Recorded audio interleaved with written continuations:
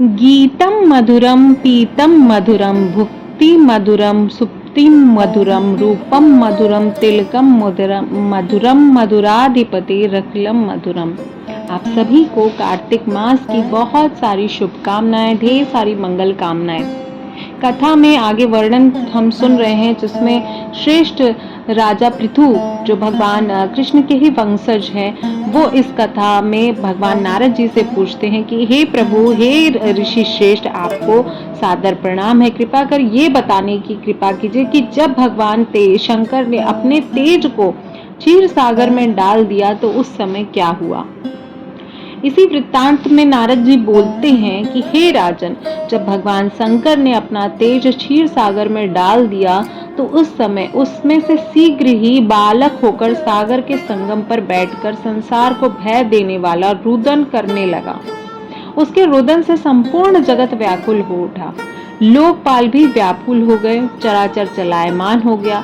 शंकर शुवन और के रुदन से संपूर्ण जो ब्रह्मांड था वो व्याकुल हो गया। यह देखकर सभी देवता और ऋषि मुनि व्याकुल होकर ब्रह्मा जी के शरण में गए और उन्हें प्रणाम करके ब्रह्मा जी की स्तुति करने लगे।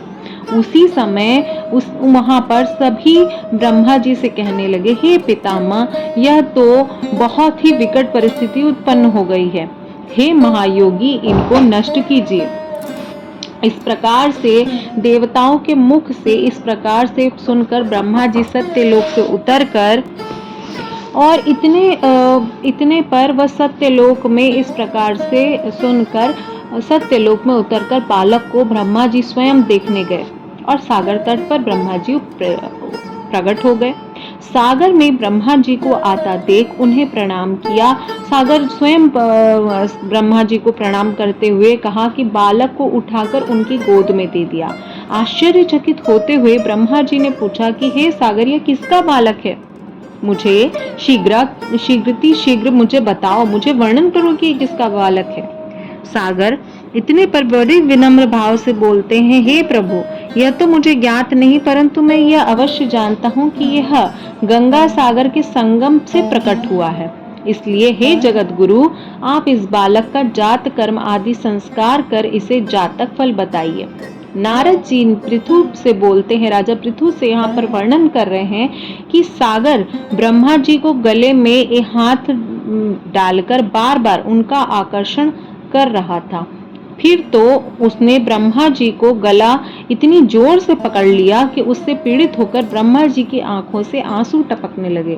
ब्रह्मा जी ने अपने दोनों हाथ से जोर लगाकर किसी प्रकार सागर से अपना गला छुड़वाया और सागर से कहा, हे सागर सुनो, मैं तुम्हारे इस पुत्र का जातक फल कहता हूँ। मेरे नेत्रों में जल निकला है, इस कारण इसका नाम जलंधर होगा। उत्पन्न होते ही यह तरुणावस्था को प्राप्त हो जाएगा, इसलिए सब शास्त्रों में परागामी, महापराक्रमी, महावीर, बलशाली, महायोद्धा और रण में विजय प्राप्त करने वाला होगा। यह बालक सभी दैत्यों का अधिपति होगा। यह किसी से भी पराजित नहीं हो सकेगा तथा भगवान विष्णु को भी जीतने वाला होगा। भगवान शंकर को छोड़कर यह सबसे अवध्य होगा। जहाँ से इसकी उत्पत्ति हुई है यह वहीं जाएगा। इसकी पत्नी इतनी पतिव्रता, सौभाग्यशालिनी, स्वर्ग सुंदरी, परम मनोहर, मधुर वाणी बोलने वाली और शीलवान होगी। सागर से इस प्रकार कहकर ब्रह्मा जी ने शुक्राचार्य को बुलवाया और उनको हाथों में बालक को राजाभिषेक करवाकर स्वयं अंतर ध्यान हो गया और शुक्राचार्य को उस बालक को सौंप दिया। बालक को देखकर सागर की प्रसन्नता की सीमा न रही, वह हर्षित मन से घर आए। फिर सागर ने अपने बालक का लालन पालन कर शुक्राचार्य की उन्होंने शिक्षा दीक्षा के लिए उनको दे दिया। जब लालन पालन किया और उसके शरीर को पुष्ट भी करते रहे, फिर कालनेमी नामक असुर को बुलाकर वृंदा नाम की कन्या से विधि पूर्वक जलंधर का विवाह करा दिया। उस विवाह में बहुत ही बड़ा उत्सव हुआ था। श्री शुक्राचार्य के प्रभाव से पत्नी सहित जलंधर दैत्यों का राजा हो गया था, क्योंकि शुक्राचार्य की देखरेख में था, तो इसी वजह से जलंधर दैत्यों का राजा हुआ और भगवान ब्रह्मा ने इस तरह का आशीर्वाद भी दिया था। तो मित्रों, ये थी आज की जो कार्तिक मास के महात्म की 10वीं अध्याय कथा। और यहाँ से बहुत महत्वपूर्ण वर्णन है। यहाँ से हमें तुलसी माता के उद्भव और तुलसी माता के प्रकट का पूरा विधान यहाँ पर मिलेगा, और उस प्रकार से माता सतीत्व को प्राप्त हुई थी वो भी आपको यही जानने को मिलेगा।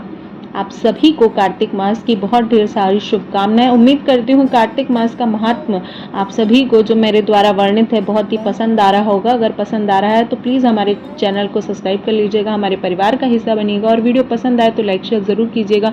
मिलती हूँ इसी प्रकार की एक और वीडियो में, तब तक के लिए जय श्री विष्णु।